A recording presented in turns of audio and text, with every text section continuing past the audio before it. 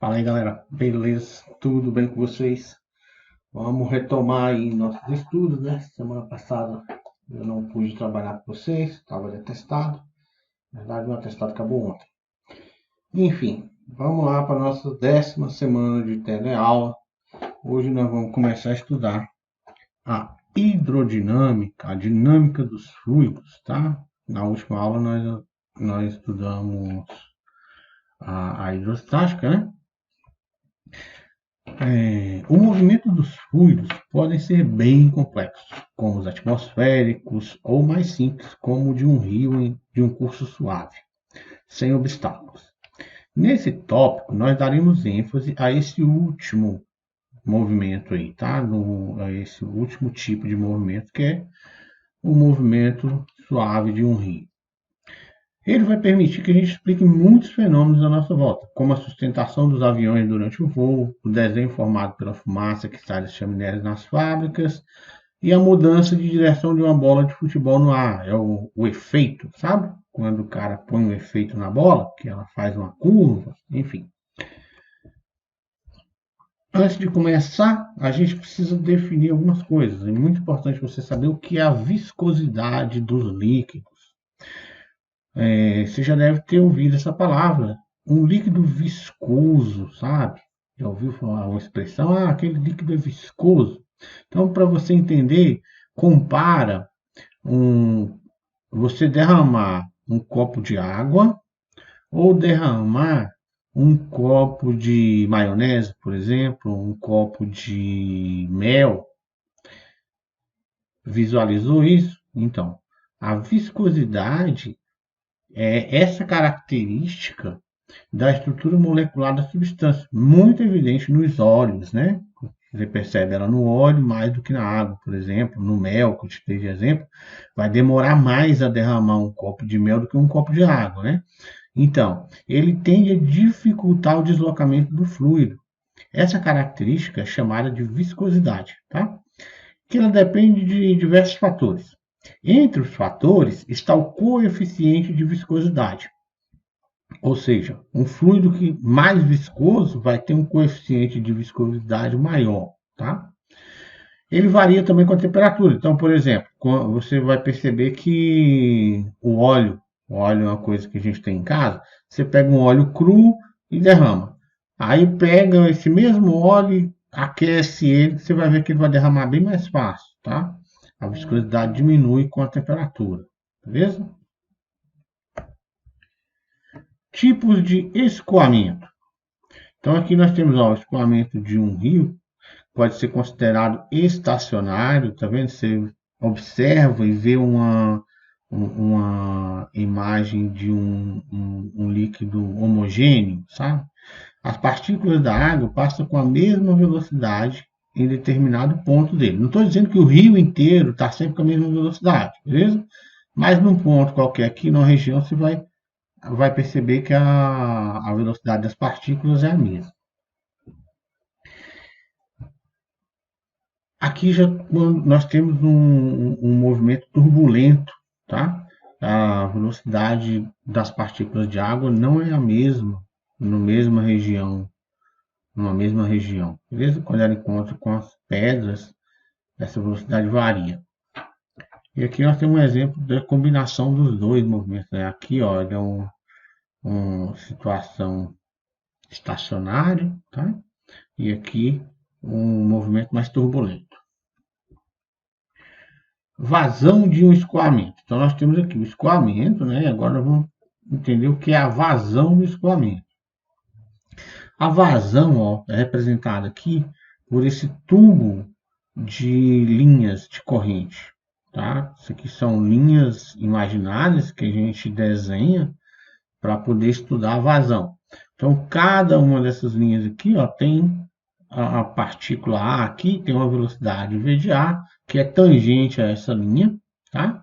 Então, a representação dos vetores de velocidade do escoamento de um fluido, em cada ponto das linhas de corrente são tangenciadas por um vetor de velocidade. As linhas de corrente representam a trajetória. O tubo de corrente é o conjunto de linhas, tá? Então, aqui nós temos um tubo formado por 3 linhas. As linhas nunca se cruzam. A massa que passa por uma seção do tubo é a mesma, tá? A massa de água que passa por uma seção do tubo é a mesma. Vamos ver a próxima figura aqui que você vai entender melhor. Nós vamos estar, o que a gente vai estudar agora, tá? São essas definições que a gente tem dado até agora também, tá? São válidas para fluidos não viscosos e incompressíveis, tá? O que é um fluido não viscoso? A água pode ser considerada, tá? Um tubo não viscoso, já que a sua viscosidade é pequena. Incompressível, galera, que ela não pode ser comprimida. Então, por exemplo, quando você sobe no colchão, coloca a cabeça no travesseiro, você vê ele amassar, ou seja, você está comprimindo. O líquido que nós vamos estudar, os fluidos que nós vamos estudar, ele não se comprime. Então, por exemplo, se você enche uma seringa com água, e tampa lá um dos orifícios, quando você comprimir o êmbolo, você não vai conseguir comprimir. O que vai acontecer? A sua mão que está lá na frente do tubo vai ser expulsa. Você não vai dar conta de apertar ele e manter a outra ponta da seringa presa, porque o tubo, a água é incompressível, você não vai conseguir reduzir o volume dela. Quando você fizer pressão no êmbolo, essa pressão vai ser transmitida lá para o seu dedo que está segurando a outra ponta e aí você não vai dar conta de segurar, beleza? Você não vai conseguir comprimir, ou seja, reduzir o volume do líquido. Então nós temos aí a situação seguinte, temos aqui um fluxo de água, pode fazer isso aí na torneirinha da sua casa, você vai perceber o seguinte, olha só. Observa que essa área aqui é maior do que essa área. A água sai aqui da torneira, né? E aí ela vai se estreitando, ó. Mas o que acontece? A quantidade de água que passa aqui é a mesma que passa aqui. Então, ó, o que eu estou dizendo? Não importa se você tentar encher o copo segurando ele aqui ou aqui. O tempo que você vai levar para encher o copo é o mesmo, tá? Então, o que acontece? Como essa área aqui é maior, a velocidade da água que passa aqui é menor do que a velocidade da água que passa aqui para compensar. Como aqui, ó, é mais estreito, tá? É mais estreito, a quantidade de água que está passando lá é a mesma quantidade de água que está passando aqui. Então, o que acontece? Esse cara aqui, para compensar que lá é mais largo, aumenta a velocidade, beleza? Ó, o fluxo é chamado de vazão, medido em volume de fluido que atravessa uma secção transversal. A secção transversal é esse desenho aqui, tá? Ó, isso aqui é a secção transversal. Por unidade de tempo. Então, ó, o fluxo é chamado de vazão e é medido em volume de fluido que atravessa uma secção transversal do tubo de corrente por unidade de tempo. Quanto maior o volume de líquido em um dado intervalo de tempo, maior é a vazão. Matematicamente, a vazão é expressa por letra Z, a vazão é representada pela letra Z, é o volume do líquido dividido pelo intervalo de tempo, tá? Equação da continuidade. É possível demonstrar que em um escoamento laminar, eu acho que eu não falei, mas o escoamento laminar é esse, tá? O do rio aqui, ó. Esse aqui é o escoamento laminar, e esse aqui é o escoamento turbulento, tá? Então, aqui é possível demonstrar que em um escoamento laminar, a velocidade do fluxo e a área da seção transversal do tubo de corrente são inversamente proporcionais. Assim, quanto maior a área, menor a velocidade do fluxo. Foi o que eu disse aqui já, tá? Ó, tá? É possível demonstrar matematicamente que essa vazão aqui, o que vai acontecer? Ó? Quanto maior a área, menor a velocidade. São inversamente proporcionais, tá? Assim, quanto maior a área, menor a velocidade do fluxo. Tá? A continuidade quer dizer o seguinte, ó, a quantidade de água que passa aqui é a mesma que passa aqui, que passa lá embaixo, entendeu? Não adianta você colocar o copo aqui e esperar que ele vai encher mais rápido. Não vai. Vai levar o mesmo tempo se você colocar o copo aqui embaixo. Então tá aí. O estudo do fluxo do filete de água no intervalo de tempo ΔT, volumes iguais atravessam as duas secções. Então, você coloca o copo aqui durante um segundo, deu meio copo. Se pegar o mesmo copo, colocar aqui durante um segundo, também vai dar meio copo, beleza?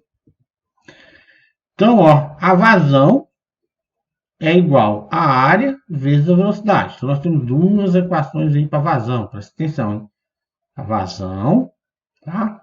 É o volume dividido pelo intervalo de tempo, mas você também pode encontrar ela utilizando a área da secção transversal vezes a velocidade da água que está passando por aquela determinada secção. Exemplo. Um reservatório é preenchido com 31,4 litros de água por meio de um cano de diâmetro D igual a 0,01 metro em 1 minuto. Letra A. Qual é a velocidade da água que atravessa o cano? Então, ó, nós temos aqui a equação da vazão em função da área e da velocidade. Observe que ele já deu para a gente o quê? Ele deu para a gente a vazão, tá? E deu para a gente o diâmetro do cano. E agora eu sou capaz de encontrar a área do cano, porque a área de um cano, que ele disse que é um diâmetro, então isso é um cano, é um tubo, né? Cuja área é um círculo. Então, a gente consegue calcular a área, que é πr ao quadrado, beleza? Então, olha só. Eu quero encontrar a velocidade nessa equação aqui, já que eu tenho a vazão, foi dado, 31,4 litros em 1 minuto. E a área, basta eu fazer πr ao quadrado. Ele me deu o valor do diâmetro. O diâmetro é duas vezes o raio, né? Então, vamos lá.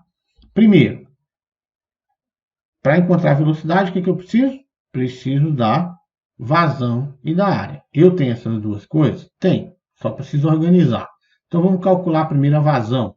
A vazão, ó, é a quantidade de líquido no intervalo dividido pelo intervalo de tempo.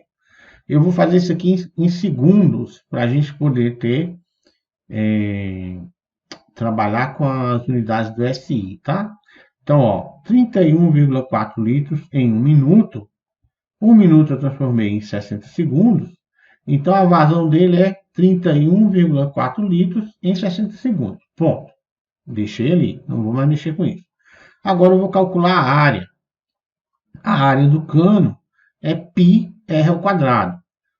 Ele não me deu o raio, mas me deu o diâmetro, que é o quê? 2 vezes o raio. Ou seja, o raio é a metade do diâmetro. A metade desse número aqui, 0,01, é 0,005. Então, ó, calculando a área, πr ao quadrado, π vezes essa aqui, arredondando aí, nós encontramos a área de 3,14 vezes 25 vezes 10 a menos 6, tá? Isso aí é a minha área. Agora eu vou calcular a velocidade. Só pegar o vazão, que eu calculei aqui em amarelo, e dividir pela área, que está calculada em azul. Então, vamos lá. 31,4 dividido por 60, dividido por 3,14 vezes 25 vezes 10 a menos 6.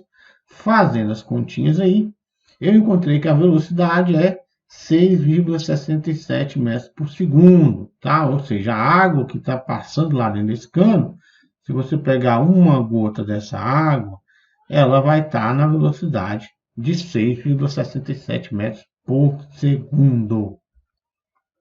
B. Qual será a velocidade de saída da água se o diâmetro na saída do cano for reduzido à metade? Ou seja, apertamos o cano. O cano agora não tem mais o raio de 0,01. É a metade daquele raio. Perdão. Não tem mais o diâmetro de 0,01.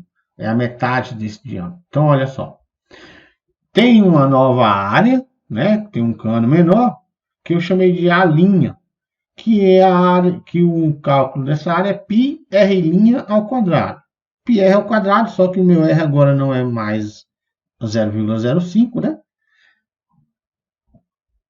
Então, ó, R' é o raio sobre 2. O diâmetro foi dividido pela metade, então o raio também foi dividido pela metade. Beleza? Então, R' é o raio antigo dividido por 2. Essa área aqui é R sobre 2 ao quadrado. Beleza? Aqui vai R ao quadrado, 2 ao quadrado é 4, então a área a nova área com o novo diâmetro é πr ao quadrado dividido por 4, tá? O raio antigo, beleza? Comparando as duas, ó, a área nova com a área antiga, em função do raio antigo, hein? Nós temos aqui, ó, πr ao quadrado em cima, πr ao quadrado.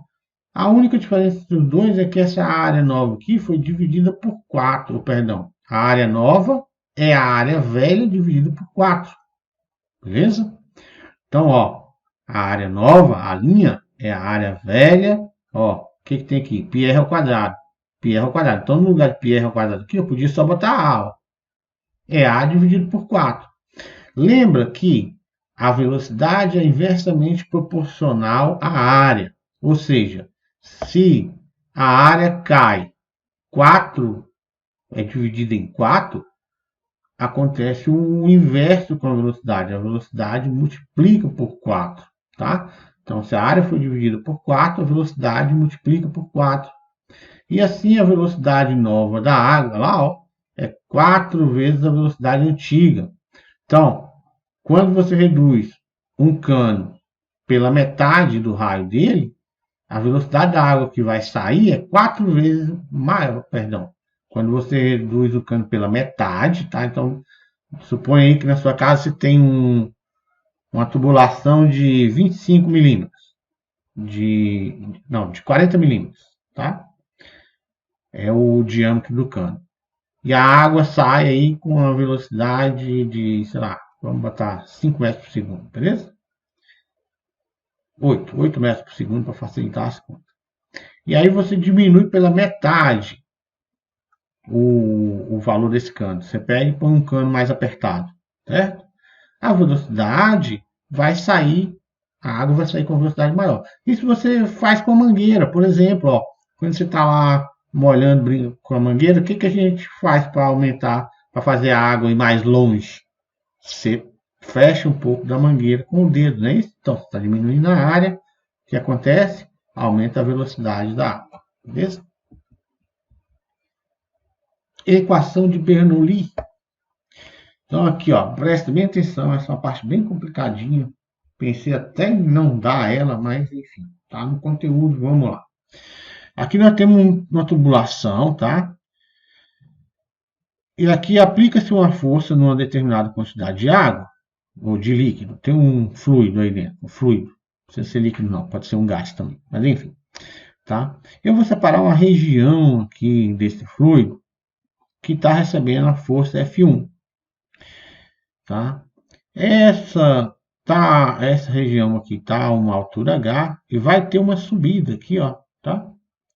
Para H2.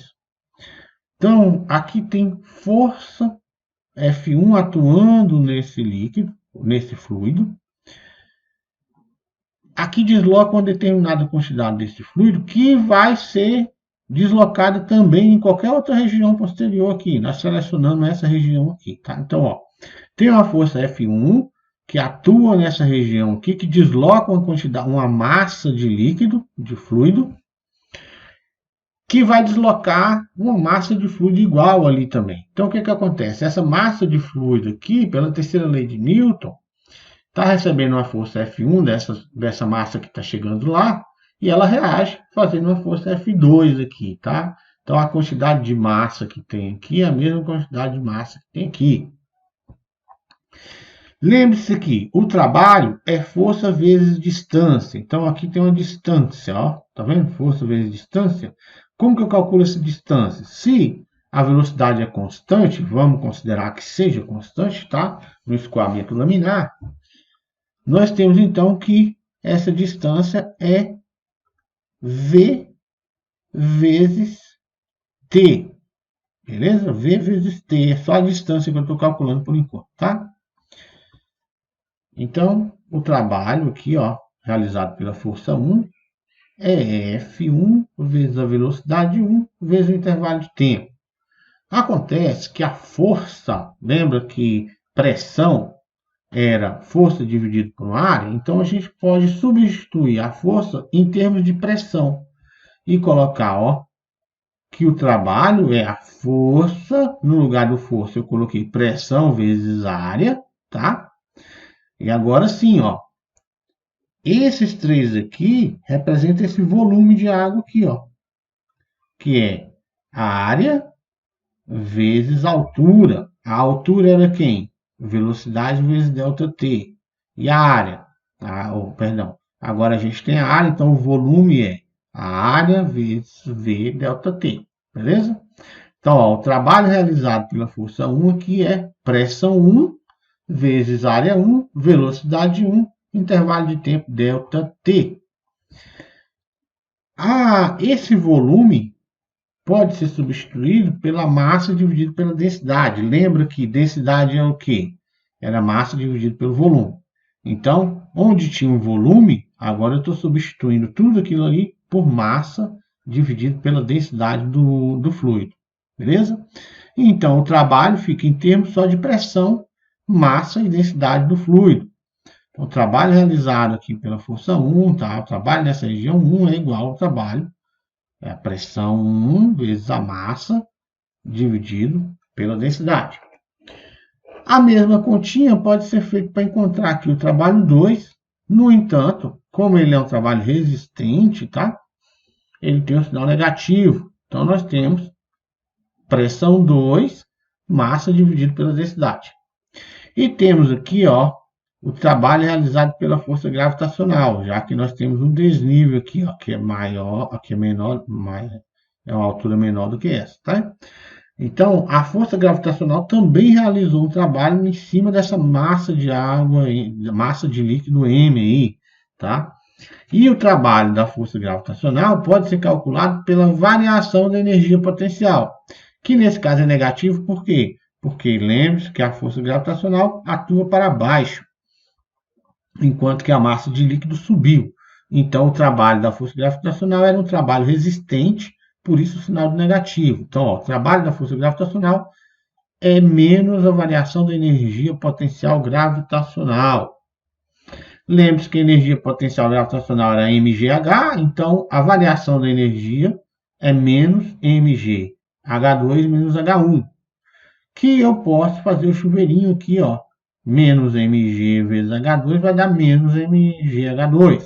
Enquanto que menos vezes menos vai dar mais, e isso fica assim, ó. O trabalho da força gravitacional é mgH1 menos H2.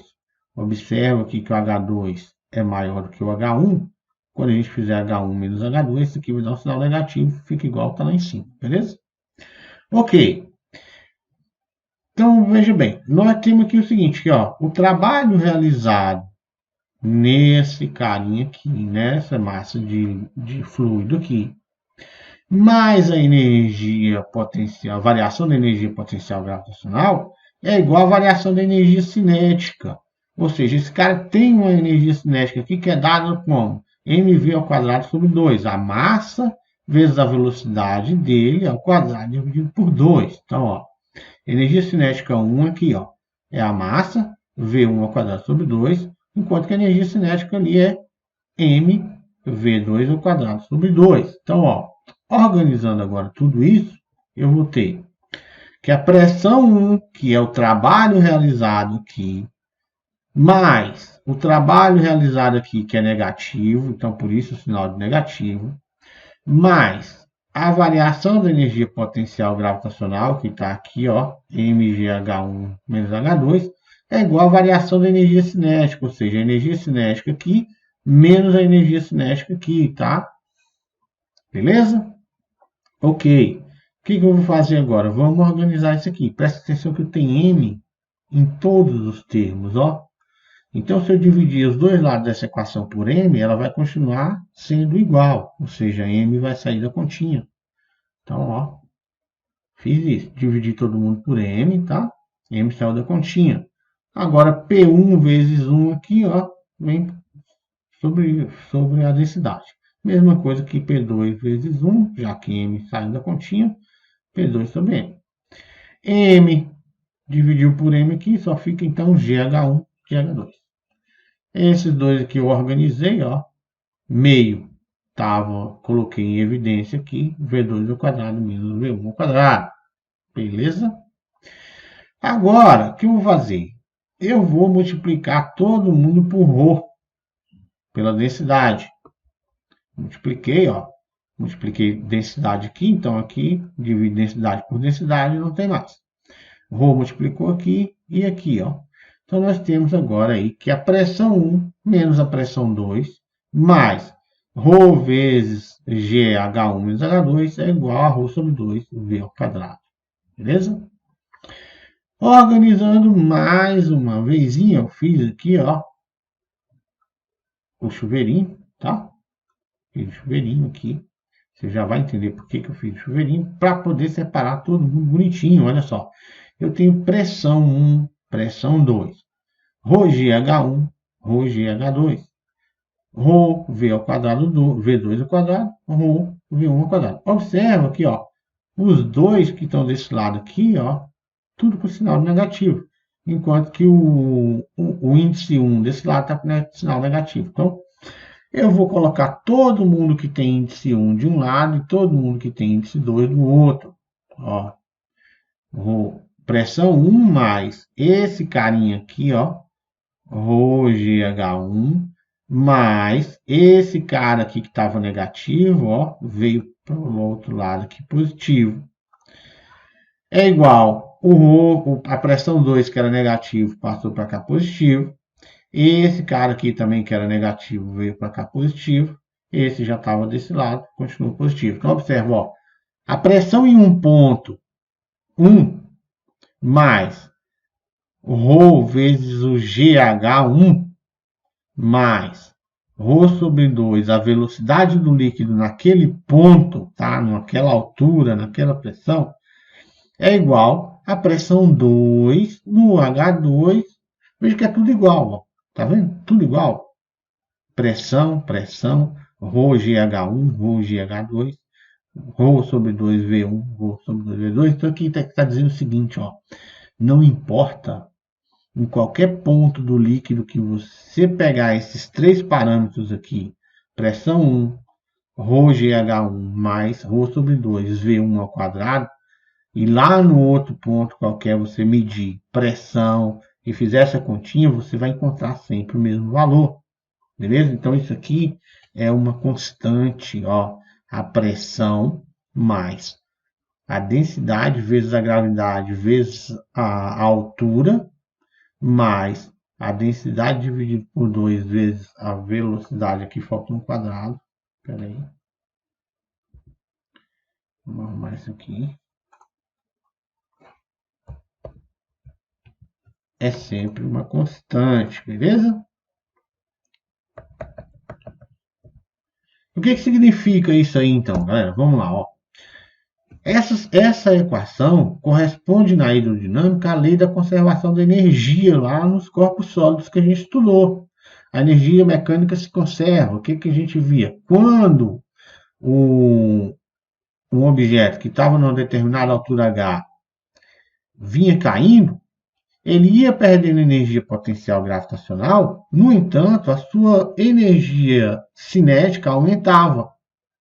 E a energia mecânica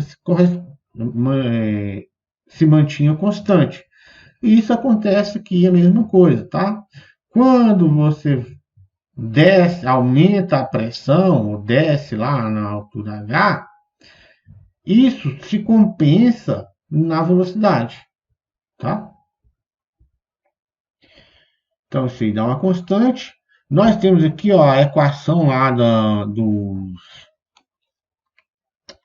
da estática, da hidrostática, perdão. A equação da hidrostática, ela é um caso particular dessa equação aqui, quando a velocidade é zero. Ó. A velocidade aqui era zero. De novo, isso aqui está assim quadrado. Não sei onde eu estava com a cabeça. Mas vamos arrumar.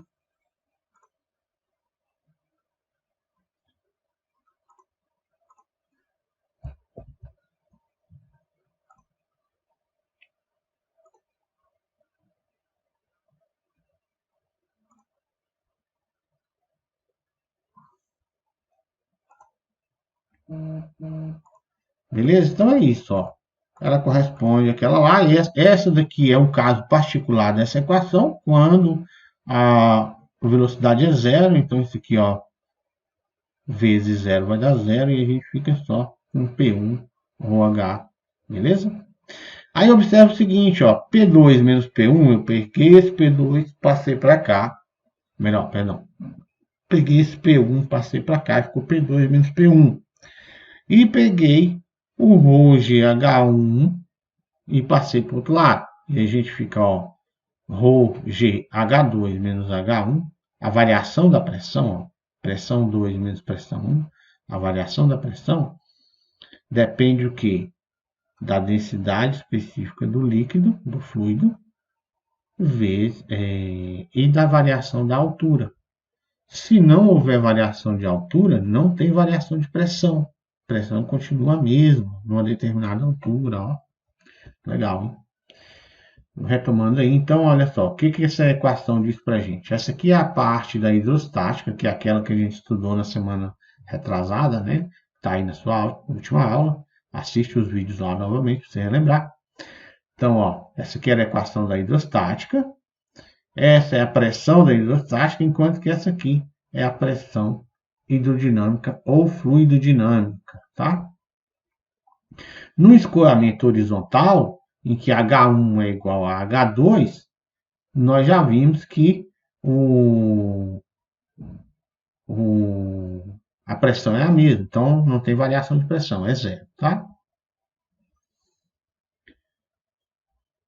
Então aqui, ó, que H1 é igual a H2, H2 menos H1, isso aqui dá zero, ó, tá?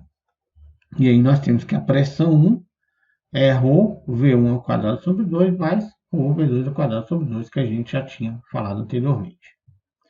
Então, no escoamento laminar, as secções de menor área do tubo de corrente correspondem à maior velocidade do fluxo e menor pressão. Ou seja, ó, presta atenção, isso aqui é importante, hein? Porque isso aqui é contra-intuitivo. O que acontece? Quando você está lá molhando o jardim com a mangueirinha, que você põe o dedo, diminui a área. Você diminuiu a área, a água vai mais longe.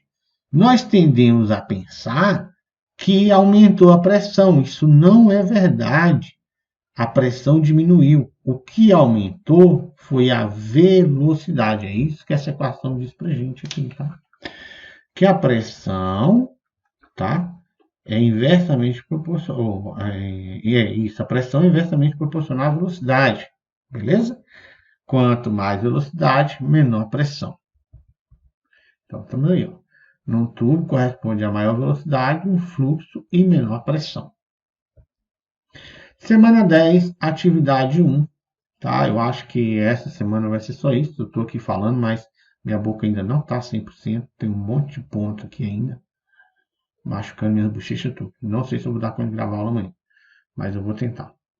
Se não der, vai ser só isso aqui. A atividade 10 é essa daí, ó. Tá? Isso aqui eu resolvi bem parecido com o exemplo que eu fiz, tá? E esse daqui é só você explicar isso aqui que eu já falei, que tem a ver lá com a viscosidade dos fluidos. É isso, valeu, boa sorte, bons estudos, até mais.